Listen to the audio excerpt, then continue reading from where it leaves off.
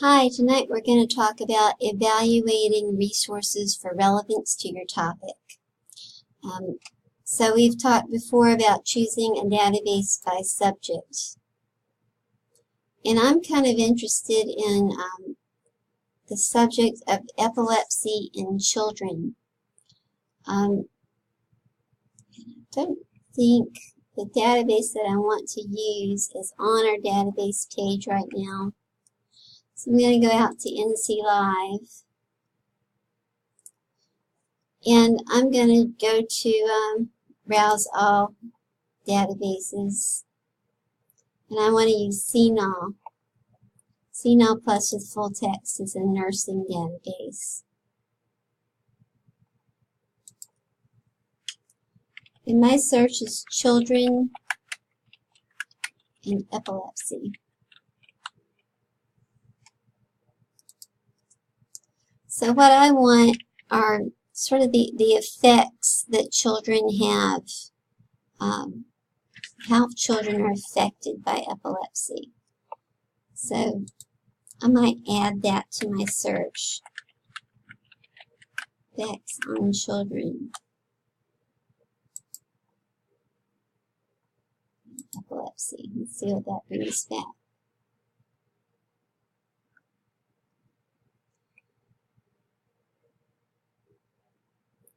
So here we're getting a few things about effect in children. Let's see if affects gives me a better result.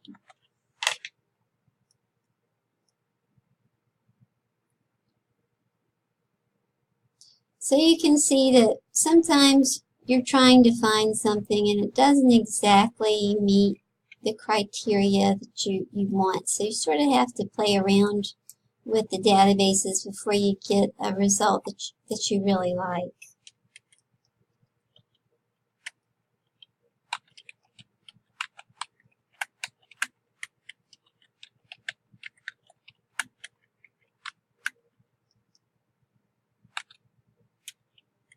I'm going to put long-term effects, and I'm going to put that in quotes.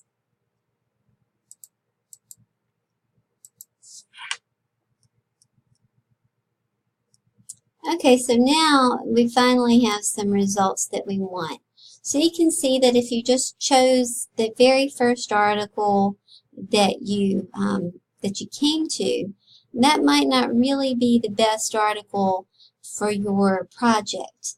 So now that I have some results I like, I can limit it to more of a appropriate date range for a medical style research. And we still have some good results, long-term effects on health and social status. Well, this looks like a good one for me, so I'm going to use this journal. And it looks like we don't have it in full text, but that's okay, because what we can do is email that out to interlibraryloan@bac.edu.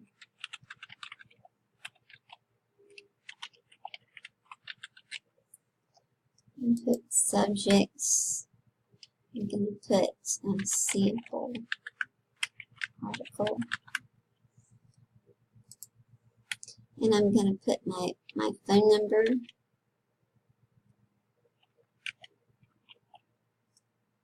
I never call myself at work, huh? And the date that I need it by. Please order me.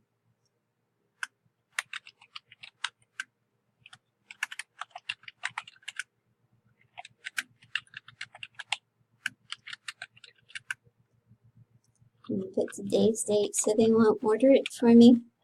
And then you just press send. Actually, I'm not going to press send because they will order it for me. They're very good. So that's how you can determine if it's relevant to your topic. Now, if we had it in full text, let's go back to our result list and see if we can pull something up that's in full text.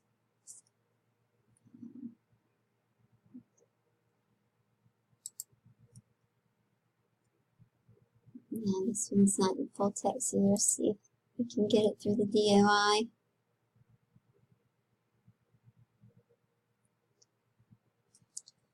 So here we do have, even though we don't have the entire, no we do, we have the entire article. It just looks kind of strange. What we can do is read the abstract. So if your article doesn't have an abstract, you can at least read the first few paragraphs of the article in absence of an abstract. And then once you've decided that you have a good article for your project, then on this library research, a how-to guide, this is the home page, and then if you go to the second tab, it's integrating sources. It's integrating sources templates from the They Say, I Say, the moves that matter in academic writing. It's an excellent resource, and I highly recommend that you use these tips to integrate your writing into your paper. So when you choose quotes, this shows you how to to fit them into your paper in a seamless kind of way. And finally, always remember to use something like Purdue OWL that shows you all of the different styles, MLA, APA, and Chicago style, so that you can, so it's got the MLA guide, the APA guide, the Chicago guide are all there for you to use, so that you can cite your sources accurately, and that way you won't be subject to any kind of academic review, because plagiarizing is actually against the academic integrity policy of the school. So have a good time evaluating your sources. Thanks for watching. Bye.